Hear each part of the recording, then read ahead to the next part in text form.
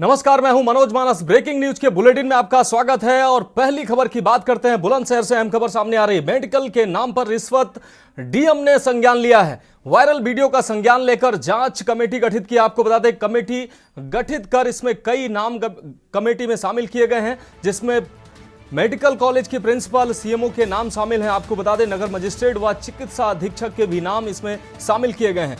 जांच के लिए नियुक्त ये कमेटी, जिसमें ये नाम शामिल किए गए हैं। बुलंदशहर के बाबू बनारसी दास चिकित्सालय का यह पूरा मामला है। आपको बता दें, मेडिकल के नाम पर रिश्वत का यह पूरा मामला है। मेडिकल के नाम पर रिश्वत को लेकर अब इस मामले पर जांच कमेटी गठित की गई है। डीएम ने इस मामले पर संज्ञान लिया है। तो वायरल वीडियो का संज्ञान लेकर जांच कमेटी गठित की गई है। आपको बता दें, कमेटी में मेडिकल कॉलेज की प्रिंसिपल, सीएमओ के नाम भी शामिल हैं। इसके अलावा चिकित्सा अधीक्षक को भी कमेटी में शामिल किया गया है और जो रिश्वत का ये मामला है, इस पर अब जांच बैठाई गई है। जांच कमेटी का गठन डीएम ने किया है।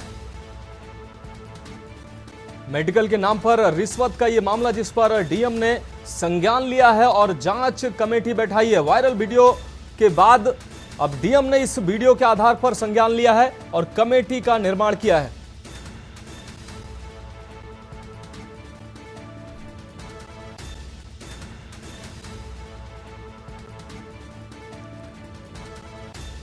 और इस खबर पर ज्यादा जानकारी के लिए हमारे साथ हमारे संवाददाता अनिल मीणा हमारे साथ जुड़ गए हैं। अनिल, मेडिकल कमेटी डीएम ने गठित की है। जिस तरीके से रिश्वत का यह मामला सामने आया है, क्या कुछ अहम अपडेट है? जी देखिए, बिल्कुल मैं आपको बता दूं, जनता बुलंदशहर के जिला अस्पताल में अवैध वसूली का जो अड्डा बना हुआ था, वो उसमें मेडिकल के नाम के नाम पर 7,000 रुपए जो वसूल ईएमओ द्वारा 7,000 रुपए की वसूली की गई थी, जिसका वीडियो वायरल हुआ था। जिसके लिए सुबह अगर बात की जाए तो हमने चैनल के माध्यम से उसे ट्वीट कराया था, जिसमें उत्तर प्रदेश के डिप्टी सीएमओ ऑफिस और तमाम अधिकारियों को ट्वीट कराने के बाद जनता बुलंदशहर के जो डीएम चंद्र प्रकाश सिंह उस वायरल वीडियो संज्ञान लेते हुए जांच कमेटी गठित की है। और जांच कमेटी की अगर बात की जाए तो उसमें मेडिकल कॉलेज जो की प्रिंसिपल, सीएमओ, नगर मजिस्ट्रेट और मुख्य चिकित्सा अधिकारी सहित तमाम 5 अधिकारियों को नियुक्त किया गया है। और जनपद बुलंदशहर के जो डीएम उन्होंने जो कमेटी नियुक्त की है, उनके लिए भी साफ शब्दों में सख्त निर्देश दिए हैं कि किसी तरह की जांच में कोई भी लापरवाही नहीं पाई जाए और जो ईमानदारी से जांच की जाए। जांच के बाद जल्दी से जल्दी उसको जो जांच कमेटी अपनी जो रिपोर्ट है वो जनपद बुलंदशहर के डीएम चंद्र प्रकाश सिंह के सामने प्रस्तुत करेगी। जिसके बाद जांच रिपोर्ट के आधार पर जो वायरल वीडियो जो हुआ है, उसमें जो ईएमओ है उनके खिलाफ सख्त से सख्त कार्रवाई करने की बात कही जा रही है। अब देखना यह होगा कि जांच कमेटी नियुक्त की गई है उसको किस तरह की जांच करती है, ये तो अब आने वाला वक्त बताया। लेकिन जो जिस तरह से जो वीडियो वायरल हुआ था, उसको वीडियो वायरल के होने के बाद में जनता बुलंदशहर के डीएम के सख्त तेवर देखने को मिले हैं। उन्होंने तत्काल कमेटी गठित करते हुए जल्द से जल्द जांच के आदेश दिए हैं और सख्त जो भ्रष्टाचार में लिप्त वायरल वीडियो के जो ईएमओ अधिकारी हैं, उनके खिलाफ भी सख्त कार्रवाई की मांग की है कि अगर वीडियो बिल्कुल सच पाई जाती है तो उसमें सख्त से सख्त कार्रवाई की जाएगी। जी अनिल, अगर बात की जाए, इस तरीके के वीडियो जब सामने आते हैं तब कार्रवाई की बात आती है। ऐसे लगातार इस तरीके के मामले चलते हैं मेडिकल के नाम पर और तमाम स्वास्थ्य सेवाओं के नाम पर रिश्वत धड़ल्ले से चल रही होती है। और अब ये वीडियो जब वायरल हुआ है, उसके बाद डीएम ने संज्ञान लिया है। क्या लगता है कि अब ये जांच कमेटी जो गठित की गई है, ये जांच करेगी, इसके बाद अब ये जो भ्रष्टाचार का खेल है रुकेगा क्या? जी देखिए, बिल्कुल मैं आपको बता दूं, जिस तरह से जिला अस्पताल में पहले इस तरह की वीडियो कई सामने आई है, उसमें भी इस तरह की जो जांच कमेटी गठित की गई है, उसमें पहले भी कार्रवाई की गई है। लेकिन सबसे बड़ा सवाल यहाँ यही आता है कि आखिरकार जो वीडियो वायरल होने के बाद भी इन अधिकारियों के खिलाफ कार्रवाई की जाती है। लेकिन अगर पहले से ही जो भ्रष्ट अधिकारी है उनके खिलाफ कार्रवाई की जाए तो शायद हो सकता है कि जो गरीब लोग हैं, जो मेडिकल के नाम पर जिन लोगों से वसूली की जाती है या अन्य दवाइयों के नाम पर वसूली की जाती है, उनसे शायद वसूली ना हो सके। लेकिन वायरल वीडियो के आधार पर जिस तरह से जो जनता बुलंदशहर डीएम चंद्र प्रकाश सिंह ने संज्ञान लिया है, तो हो सकता है कि जनता बुलंदशहर जो डीएम है पूरी तरह से इसमें सख्त तेवर दिखाई दे रहे हैं उनके। और उन्होंने कहा कि सख्त से सख्त कार्रवाई की जाएगी। अब देखना यह होगा कि जांच कमेटी क्या दिन में अपनी रिपोर्ट देती है, क्योंकि 5 सदस्यीय जो कमेटी बनी गई है उसमें उन्होंने स्पष्ट कमेटी को सख्त निर्देश दिए हैं कि तत्काल जल्द से जल्द रिपोर्ट जांच की। निश्चित रूप से अनिल, अब कमेटी गठित हुई है तो अब इंतजार करना होगा कि इस कमेटी के गठन के बाद अब ये कमेटी जांच करती है और जांच के बाद निकल करके आता है। तो निश्चित रूप से बुलंदशहर से ये बड़ी खबर आपको दिखा रहे हैं। जांच कमेटी गठित की है, डीएम ने सख्त निर्देश जारी किए हैं कि निष्पक्षता से जांच होनी चाहिए और वीडियो के वायरल होने के बाद डीएम ने संज्ञान लिया है और जांच कमेटी गठित की है। अब इस जांच कमेटी में मेडिकल बोर्ड, इसमें कई अधिकारी मेडिकल बोर्ड के शामिल किए गए हैं और अब देखना होगा कि इस जांच में निकल करके आता है। अब रुक करते हैं अगली खबर का। अगली खबर लखनऊ से है। मलिहाबाद में ट्रिपल मर्डर के आरोपी गिरफ्तार हुए हैं। पुलिस ने हत्यारोपी पिता बेटे को गिरफ्तार किया है। आपको बता दें, लल्लन खां उर्फ सिराज और बेटा फराज गिरफ्तार हुआ है। थार गाड़ी का ड्राइवर असरफी भी गिरफ्तार किया गया है। तो ये सनसनीखेज मर्डर कांड जो आपको पिछले 3 दिनों से सुर्खियां बटोर रहा था, आपको बता दें इसमें अब गिरफ्तारी हुई है। पिता पुत्र जो इस घटना के आरोपी थे उनको गिरफ्तार किया गया है। इसमें इस ट्रिपल मर्डर में सनसनीखेज ये घटना सामने आई थी। लखनऊ के मलिहाबाद में ट्रिपल मर्डर के आरोपी अब पिता पुत्र गिरफ्तार कर लिए गए हैं। पुलिस ने हत्यारोपी पिता और पुत्र को गिरफ्तार किया है। ललन उर्फ सिराज और बेटा फराज गिरफ्तार हुआ है। इसके अलावा थार गाड़ी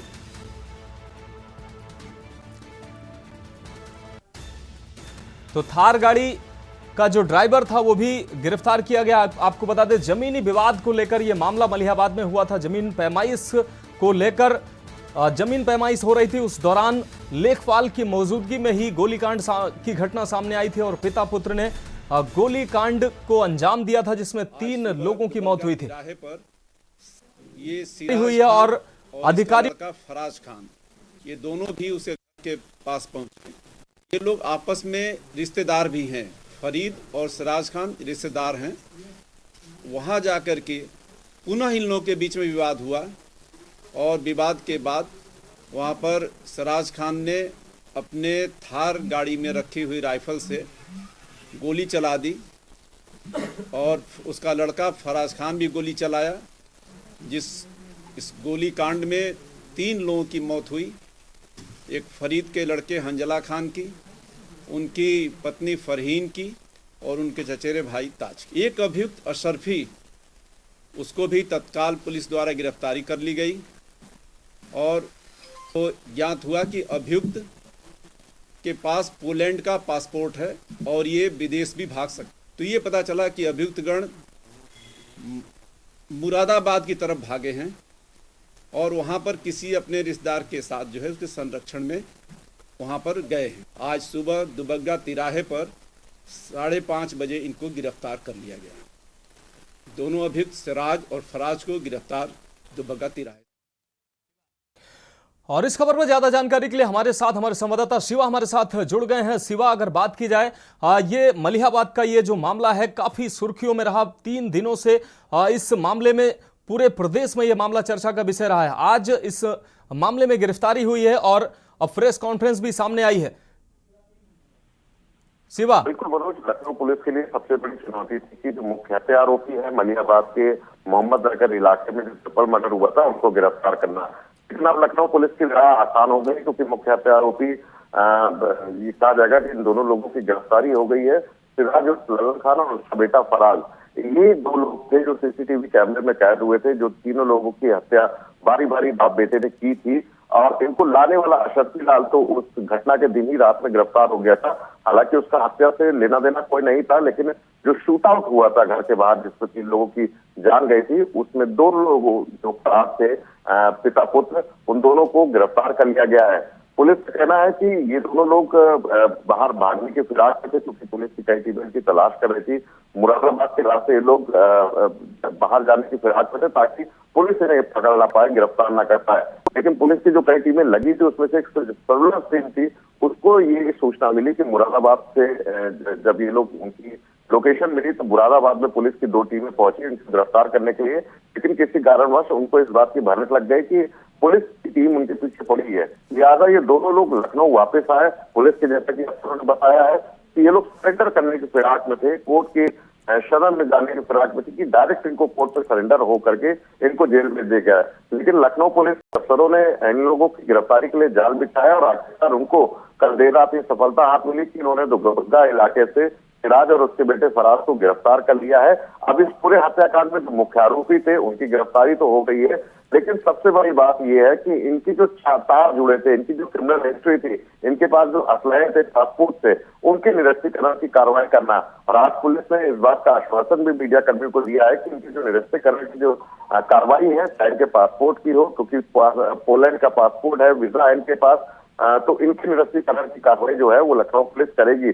साथ ही साथ अप्रत्यक्ष रूप से इस घटना में जो भी लोग शामिल थे उनकी भी गिरफ्तारी के लिए आगे प्रयास किए जाएंगे। अब इस पूरे हत्याकांड में ट्रिपल मर्डर में 3 लोगों की गिरफ्तारी हो चुकी है, 7 में जो एक व्यक्ति था उसकी गिरफ्तारी होना बाकी है। लेकिन एक बात मनोज और निकल के आई है कि लल्लन के ऊपर जो आपराधिक मुकदमे थे उस बात का अंदेशा लगाया जा रहा था कि कोई सफेद पोश के जोड़ के बिना लल्लन इतने ऊंचे मुकाम तक नहीं पहुंच सकता कि मुकदमे होने के बावजूद भी उसका पासपोर्ट बनता चला जाए, उसके लाइसेंस के असले भी बनते चले जाए और उसमें कोई बेरोक टोक पूरी तरीके से इनको क्लीन चिट मिले। तो पुलिस के अफसरों का कहना है कि उन लोगों की भी जांच जरूर की जाएगी और साथ ही साथ जो पाकिस्तानी कनेक्शन पुलिस को मिला है कि लोगों ने जो इलाके के मोहम्मद नगर के लोग थे उन्होंने इस बात को ये पुलिस के बयानों में अंकित किया है कि लल्लन जो अपना एक दौर था 80 से 90 दशक का जो दौर था उसमें पाकिस्तानी पक्षियों को पालता था। ऐसे में पाकिस्तानी और नेपाली जो कनेक्शन है वो लखनऊ पुलिस उसकी जांच करेगी और ये भी पुलिस के अफसर ने कहा है कि इनके द्वारा अगर कोई भी अवैध संपत्ति अगर अर्जित की गई है अपराध के माध्यम से तो उसके ऊपर भी लखनऊ पुलिस और लखनऊ प्रशासन की एक रिपोर्ट संयुक्त रूप से गृह विभाग को सौंपी जाएगी और लल्लन और उनसे जुड़े लोगों पर पुलिस की ये कार्रवाई जरूर की जाएगी ताकि नजीर बने कि इस तरीके के हत्याकांड को अंजाम देने की अगर कोई सोचेगा भी तो उसके खिलाफ पुलिस की ये कार्रवाई अटूट तरीके से चलती रहेगी। हाँ, निश्चित रूप से शिवा, जिस तरीके से ये दिन दहाड़े ये कांड हुआ था और जिस हिसाब से ये घटनाक्रम हुआ था, निश्चित रूप से पुलिस पर भी काफी दबाव था और पुलिस पर सवालिया निशान भी लग रहे थे। जिस तरीके से उत्तर प्रदेश पुलिस लगातार दावा करती है कि कानून व्यवस्था चुस्त दुरुस्त होती है, ऐसे में पुलिस के लिए यह बड़ी चुनौती थी कि इन आरोपियों को गिरफ्तार करना। अब सिवा जब इन आरोपियों की गिरफ्तारी हो गई है, परिवार का रिएक्शन कुछ निकलकर सामने आया है? देखिए, पहली बात तो खास करके लखनऊ में उत्तर प्रदेश की कानून व्यवस्था की बागडोर इसी राजधानी से संभाली जाती है। जिस दिन ये घटना हुई थी उस दिन ये तमाम सवाल उठ रहे थे कि आखिरकार पुलिस और प्रशासन का खौफ लल्लन के अंदर क्यों नहीं था, क्यों उसने दिन दहाड़े गोली मारकर अपनों को ही मौत के घाट उतार दिया और फरार हो गया। और ऐसे में जब योगी सरकार इस बात की चर्चा करती है, इस बात की बखान करती है कि 0 टॉलरेंस की नीति है, अपराधियों पर सख्त कार्रवाई होगी, ऐसे में लल्लन के अंदर ये खौफ क्यों नहीं था कि इतने समय से सरकार की अगर ये नीति है, अगर वो काम नहीं करेगा तो उसको इस तरीके की कार्रवाई उसके ऊपर होना संभव है। यही बातें हो रही थी और लखनऊ पुलिस का यही प्रेशर, बार बार अफसरों का प्रेशर था और ऊपर पुलिस हेडक्वार्टर से भी इस बात को कहा जा रहा था कि जो हत्या आरोपी है उनकी गिरफ्तारी जल्द से जल्द की जाए। और उसी का परिणाम है कि पुलिस को महज 2 दिन बाद ये सफलता हाथ लगी है और ये प्रेशर ही कहा जाएगा तो पुलिस के बड़े अफसरों का प्रेशर था कि इन दोनों लोगों की मुख्य हत्या आरोपी की गिरफ्तारी हो गई है। दूसरी बात यह है कि जो मृतक के परिजन है उसमें जो फरीद है जिनकी बच्चा, जिनकी पत्नी और उनके चाचा की जान गई थी, उनका रिएक्शन लखनऊ पुलिस के लिए एक बहुत परफेक्ट रिएक्शन आया है, सकारात्मक सोच के तहत आया है कि लखनऊ पुलिस ने उनकी गिरफ्तारी करके उनको इंसाफ दिलाया है। ये भी कहा है कि उनसे जुड़े जो भी लोग हैं, जो भी अप्रत्यक्ष रूप से पूरे घटना में शामिल थे, उनकी भी गिरफ्तारी होनी चाहिए। और लखनऊ पुलिस का आभार व्यक्त करते हुए उन्होंने शुक्रिया अदा किया है लखनऊ पुलिस का कि जल्द से जल्द उनकी गिरफ्तारी हुई। उनकी पत्नी और बेटे के जो हत्यारे थे वो अब पुलिस की कैद में है और आज उनको जेल भेजा जाएगा। निश्चित रूप से शिवा, आपका बहुत शुक्रिया आपको इस अहम अपडेट के लिए। तो आपको बता दें कि कानपुर से ये, माफ कीजिएगा, लखनऊ से ये खबर आपको दिखा रहे थे। मलिहाबाद में ट्रिपल मर्डर के आरोपी गिरफ्तार हुए हैं। बड़ी खबर थी उत्तर प्रदेश के दृष्टिकोण से अगर देखी जाए और यूपी पुलिस की दृष्टिकोण से देखी जाए तो उनके लिए बड़ी चुनौती थी। दिन दहाड़े जिस तरीके से ट्रिपल मर्डर की यह घटना हुई थी, पुलिस के लिए बड़ी चुनौती थी। अब पुलिस ने यह गिरफ्तारी करके निश्चित रूप से पुलिस को तो जरूर राहत मिली होगी और जो पीड़ित परिवार है उसने भी पुलिस का आभार व्यक्त किया है इस गिरफ्तारी के बाद।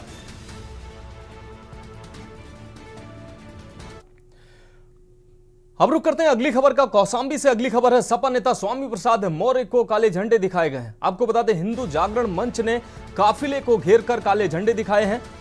बौद्ध सम्मेलन में शामिल होने पहुंचे थे स्वामी प्रसाद मौर्य। इस दौरान करणपुर चौराहे पर काफिला पहुंचने पर काले झंडे दिखाए गए हैं स्वामी प्रसाद मौर्य को। आपको बता दें, जिस तरीके से स्वामी प्रसाद मौर्य मुखर रूप से हिंदू धर्म और देवी देवताओं पर टीका टिप्पणी करते रहते हैं, उसी के तहत अब हिंदू जागरण मंच के कार्यकर्ताओं ने उनको काले झंडे दिखाए हैं। कौशांबी पहुंचे थे सपा नेता स्वामी प्रसाद मौर्य को, इस दौरान काले झंडे दिखाए गए हैं।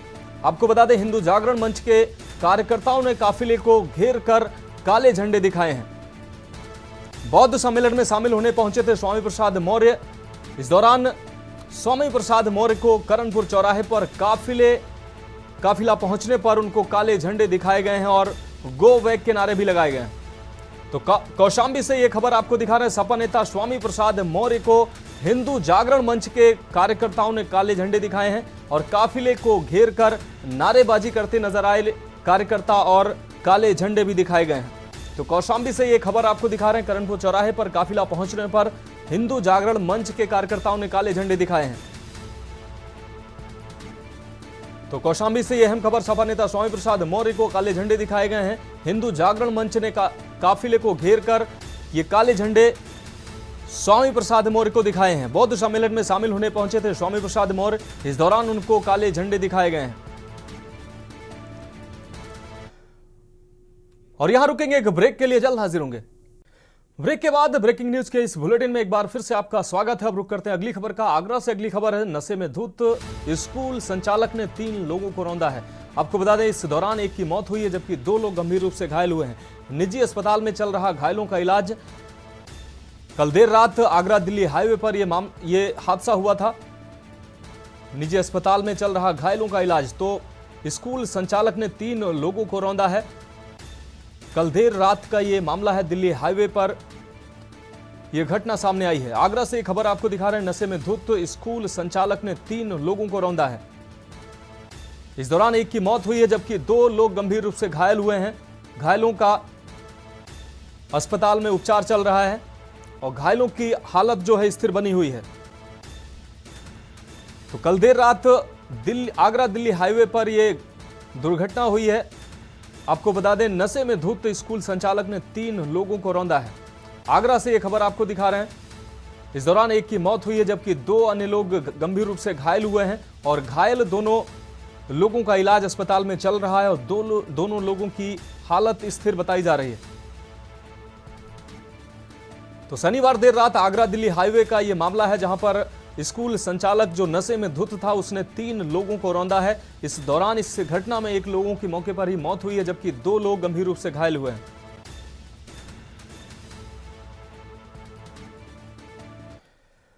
अब बढ़ेंगे अगली खबर की ओर। गोंडा से अगली खबर है, चोरों ने मोबाइल की दुकान को अपना निशाना बनाया है। मोबाइल की दुकान से 2,57,000 का माल चोरी किया है।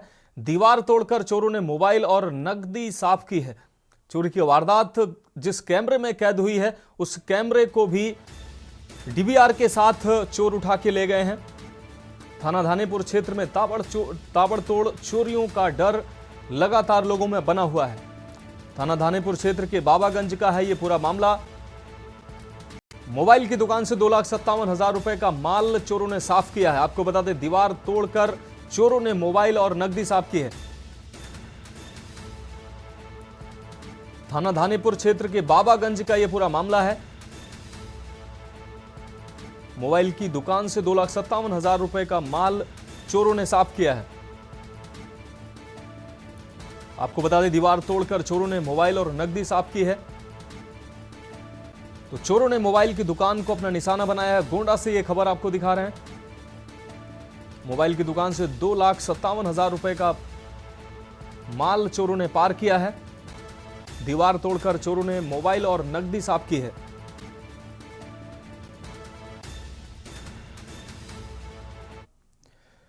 अब रुक करते हैं अगली खबर का। अमेठी से अगली खबर है, महिला कर्मचारी ने खाया नशीला पदार्थ। अधिकारियों पर लगाया अनैतिक दबाव का आरोप। गलत काम करने के लिए अधिकारी लगातार दबाव बना रहे थे, ये महिला का कहना है। मानसिक रूप से प्रताड़ित करने का भी महिला ने आरोप लगाया है।